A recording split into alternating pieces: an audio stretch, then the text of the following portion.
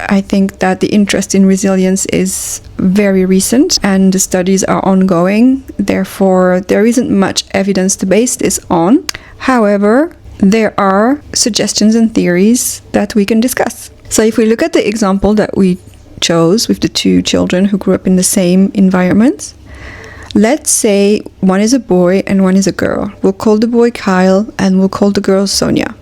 Let's say that Kyle, despite the abuse at home and the neglect at home, develops a strong bond with an adult at school who is supportive to him, who shows him care and attention, and also has a very close-knit group of friends that he can make light of and make fun of and release a little bit of tension that he has at home. While Sonia, who is going through the exact same things at home, does not have the same support at school, perhaps even experiences bullying, and does not have a place or someone to escape to, someone that lets her feel a little bit of relief, of exhale away from all the trauma. Who do you think is more likely to develop an unhealthy coping strategy? Sonia is more likely to struggle later on in life simply because her nervous system would have learned that she is alone in the world. We must always stay hypervigilant. We must always prepare or hide. The thing is, and this is the reason why it's so hard to study something like resilience in a scientific manner, everyone's nervous system is different. Everyone's way of coping is going to be different. Everyone is unique, and therefore we can't possibly create a theory that fits all with regards to trauma and its outcome. We cannot generalize any theory. Anyone that claims that a theory or modality is generalizable, I want you to question that. Psychology is not like medicine, and even medicine can be as complex. There is no psychological blueprint that fits everyone the same way. Diagnosis is complex, despite the fact that we have books like the DSM-5 that tells us if this person ticks everything on the list, then they probably have this. We know that that's not always true, and that mental health is much more complex than a list of symptoms. The DSM-5 is simply a guideline to follow. It is not a black or white A plus B equals C type of book. So the same can be said for resilience and the outcomes of trauma. What we know is trauma messes up with the nervous system, but we can't say that if you experience abuse at home, you will then develop avoidant attachment. We talked about how Kyle had support through another adult and his friends, and my point with that is to say that relational support is incredibly important in building resilience in childhood and later on in life. A biological reason for that is simply because when you create relationships, when you experience bonds within relationships, you increase your serotonin, and serotonin reduces anxiety and reduces stress. Serotonin is a positive coping strategy to later help physiologically support your development into reducing the possibility of mental health difficulties. There is even I don't remember who or which university, but I know someone is trying to create a serotonin spray that you can use to boost your serotonin to build deeper relationships. I think it's supposed to support people who have social anxiety. I haven't looked into this for a while. The last time I checked, they were still working on this. I don't know what happened. I'll have to check it out and update you on that. But the other way that having someone outside the home or outside this stressful environment to support you is that it helps you with your internal processing. Because having someone outside of what's going on can make the biggest difference in the way that you process what is happening to you. Kyle, for example, with his friends, he might have been able to discuss what was happening at home, and perhaps they gave him a perspective on what was going on that by himself he would not have had. Children tend to believe that things that happen around them are their fault. So if you imagine Kyle and Sonia's experiences and how different they would have been, you can imagine how Kyle might have thought, my parents are not nice people, my parents are treating me badly, I don't deserve what is currently happening to me, I can't wait to leave, and thank God I have my friends to help me escape a little bit. While Sonia, who didn't have this, who didn't have the support outside the home, she may not have experienced this internally the same way that Kyle did. She may have believed the negative self-talk that she would have developed surrounding this environment. She might have thought things like, I need to be a better person. Maybe if I behave differently, my parents will treat me better. Maybe if I dress a certain way, my friends will like me more, and so on and so forth. You can start to see how two people who grew up in the same environment start to kind of develop very different coping skills and self-beliefs, and therefore beliefs around their worldview. One person, such as Kyle, would have had the chance to see that the world can be evil but can be also good, whilst Sonia would have developed a very negative worldview, and that will have reinforced later on her need to develop coping strategies, whether that means to isolate, to avoid, to escape through different means, or it could lead internally and biologically to chaos within her body to then develop mental health disorders which are only treatable via medication. For example, things like schizophrenia, or things like, or a personality disorder, like a borderline personality disorder. So while Kyle would have developed a sense of these things are happening to me, Sonia would have developed, this is me, this is who I am. So when we're talking about internal processing, we're talking about whether the stress had anywhere to go and anywhere healthy to go and express itself. So the emotional awareness in itself acts as a buffer. It allows the brain to contextualize and, in a way, separate itself from what is happening. However, when that awareness is missing, like in the case of Sonia, for example, the stress remains stored in her mind and unconscious and body, and it remains unprocessed.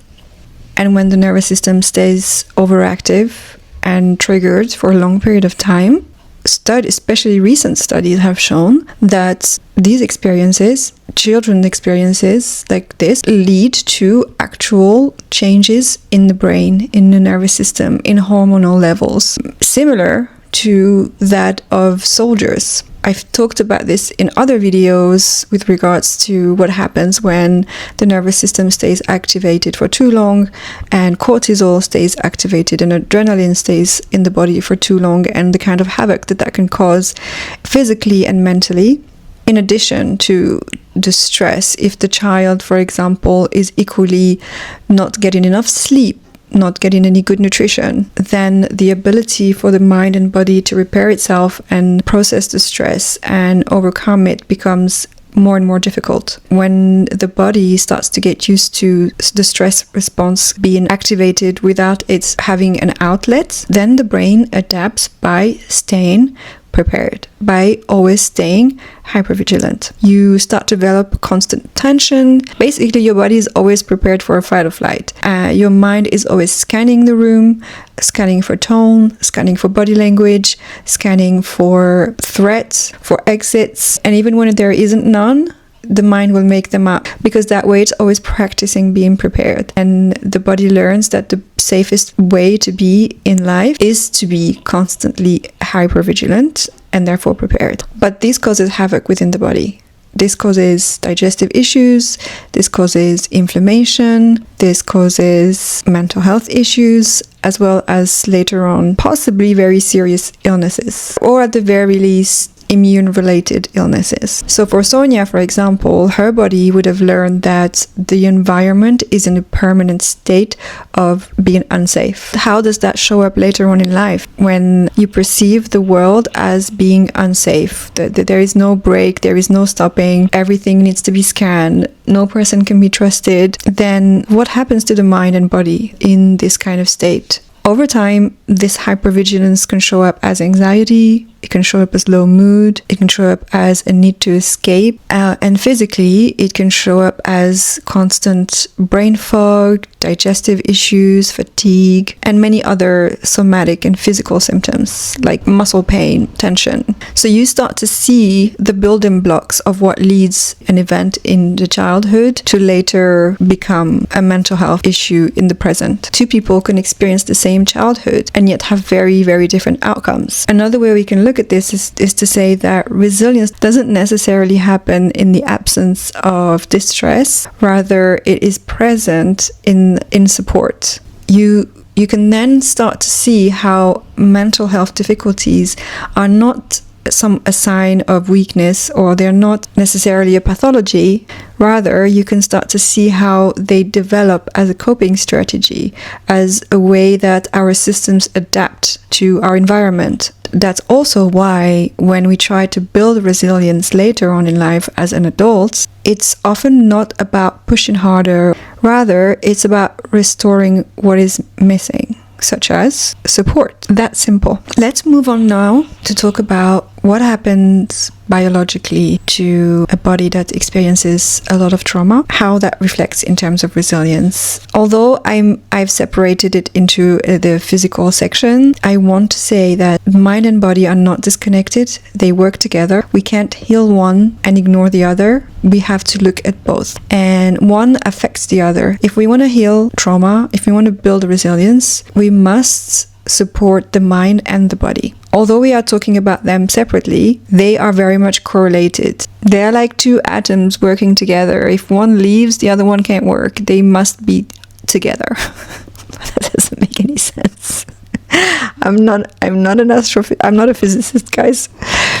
Okay, let's move on to talk about the biological aspect of resilience, because I think it's important to know how things work internally and externally. When we're talking about this internal aspects, we're talking about how the body, the nervous system, our hormones, our digestive system, our gut, what the body learns to expect from life. So, unlike the mind, the body does not interpret events symbolically. The body does not get a chance to make sense of what is happening. The body and the nervous system learns through repetition. So it learns through what happens after stress as much as what's happening during.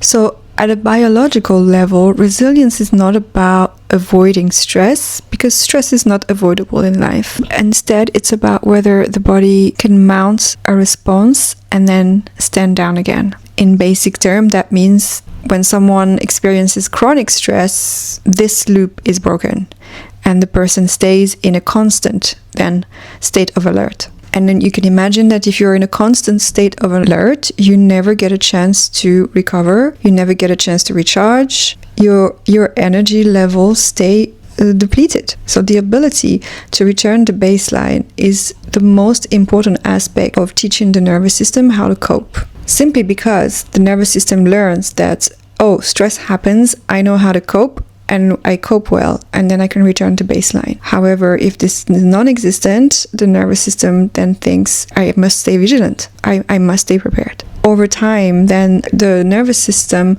becomes more sensitive and starts to become triggered for smaller and smaller things. Eventually, even the smallest triggers can trigger extreme reactions or very large reactions. Internally, that means that the body releases much more hormones and faster, and then clears them very slowly. When this happens, when the body constantly sends out stress hormones such as cortisol and adrenaline, and these hormones circulate around the body without retreating, your body then is in a constant state of increased inflammation. Inflammation is not supposed to be in your body chronically. It can cause a lot of havoc, not only internally to your organs, your brain, but also mentally, and even alter neurotransmitters, and that is linked to anxiety, low mood, fatigue, as well as more serious and acute mental health disorders such as schizophrenia, psychosis, bipolar disorder, and even neurodegenerative illnesses like Alzheimer's and so on. A body that has learned that it can recover develops better capacity. It can tolerate stress without being overwhelmed, and that eventually looks like better emotional stability. Whereas a body who doesn't learn who doesn't learn the ability to recover, develops endurance to stress at the cost of physical health. I don't want to bore you with the technicalities of how this works, but I'll try and keep it as simple as as I can. The other way that inflammation can affect the mental health state and physical health state is through your immune system. Because these stress hormones, cortisol, adrenaline, they interact with your immune cells and they increase the production of something we call pro-inflammatory cytokines. And when this happens chronically, it starts to impact your neurotransmitters, particularly serotonin and dopamine, and these directly affect your mood, your motivation, and your emotions. Neuroplasticity is what helps us make new connections, new neuronal connections, and it helps us grow, it helps us develop as people. And when they are interrupted, it leads to not only a disruption of our hormonal feedback, but also it increases inflammation. So in addition to the psychological stress that someone goes through during stressful difficulties, we're also looking at what's happening internally. And we saw how stress activates hormonal pathways which are designed to be brief. But when stress becomes chronic, that shut off part becomes unreliable and less functional. Cortisol receptors become less responsive, so stress hormones circulate longer, and at the same time, immune signaling shifts to chronic low-grade inflammation, or enough chronically to lead to long-term mental health and physical health issues. You can see how resilience can also be the result of invisible biological conditions that happen early on in life. But it's also why it can be rebuilt, because hormone and the brain is ever-changing and adapting, and we can influence it. Yes, let's talk about neuroplasticity. And neuroplasticity is the brain's ability to change and adapt its structure based on experience. And experience is a key word here, because we can't talk our brain into changing.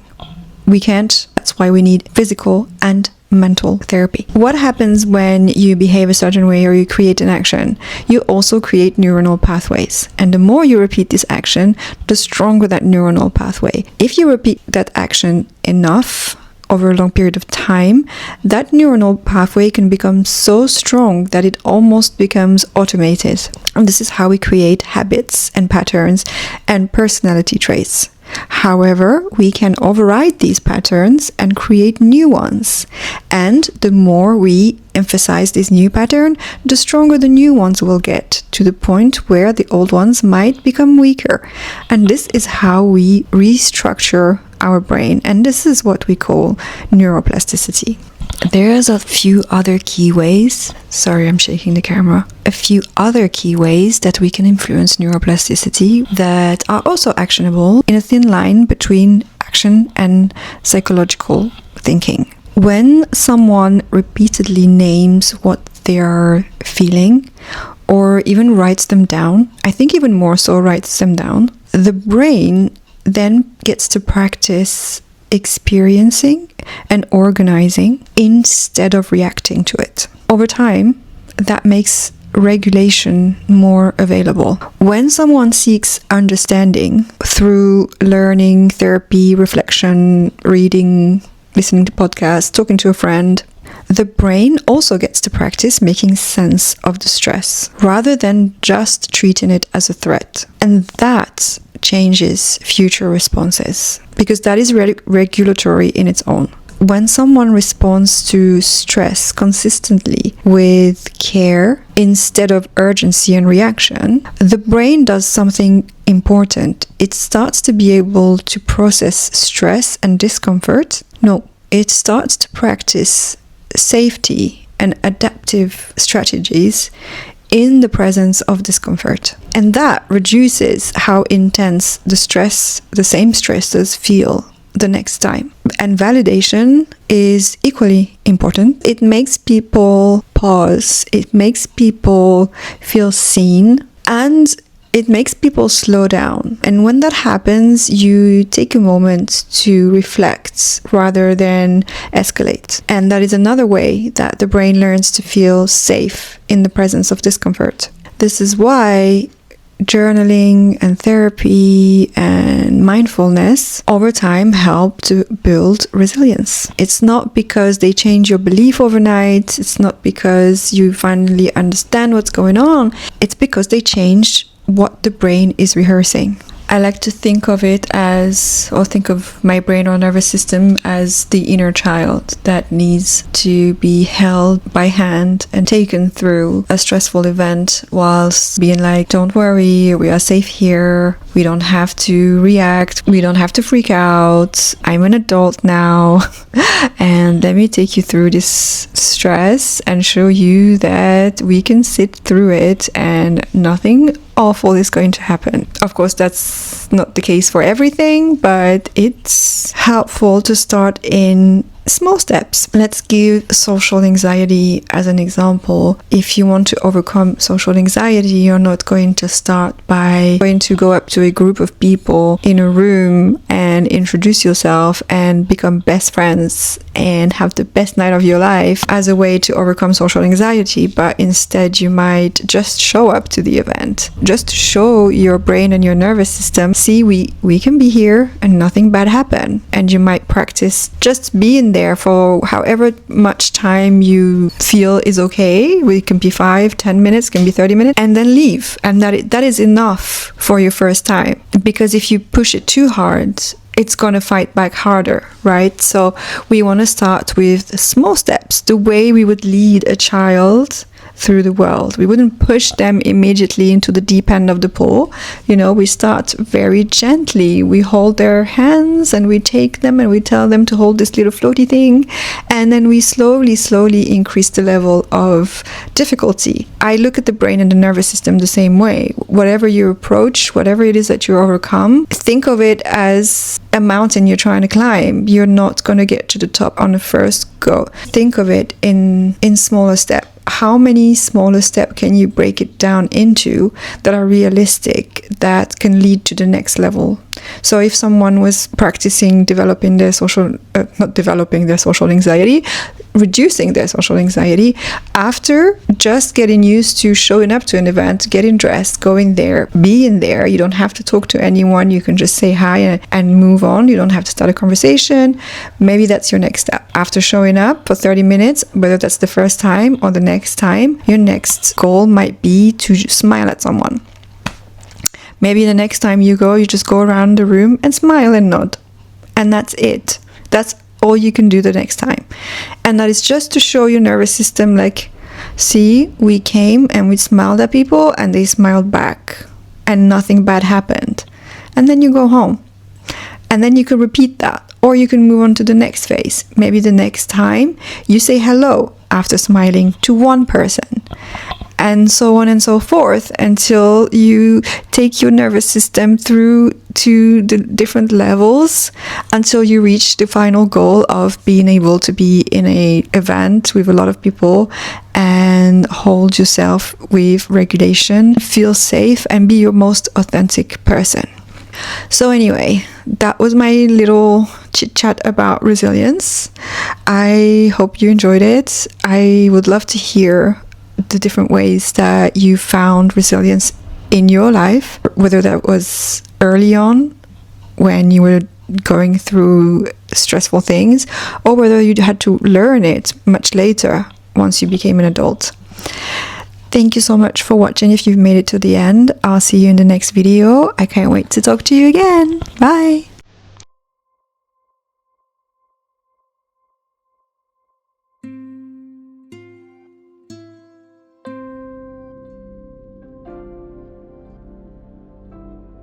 Resilience is a topic I am passionate about. It's a topic that if I had continued my studies, I probably would have focused my research on. Thankfully, other people are doing that. Currently, however, there is not much available on the topic of resilience, on what happens internally on a biological level that creates and helps a person develop more resilience and less mental health difficulties. But there are some things that we do know. We do know that serotonin is an important play and the lack of it isn't. We do know that environmentally having someone that supports you, is even one person that supports you, is incredibly impactful in the development of more resilience, internally and psychologically. And we also do know that self-awareness and neuroplasticity play an important part on developing more resilience later on in life. And by the way, it does not have to be a person. It can also be a pet. A pet can have just as much as an impact on building resilience than a person who supports you does. Because guess what? Animals support you with absolute unconditional love. So I'm going to leave you with a cute little visual of my emotional support officer.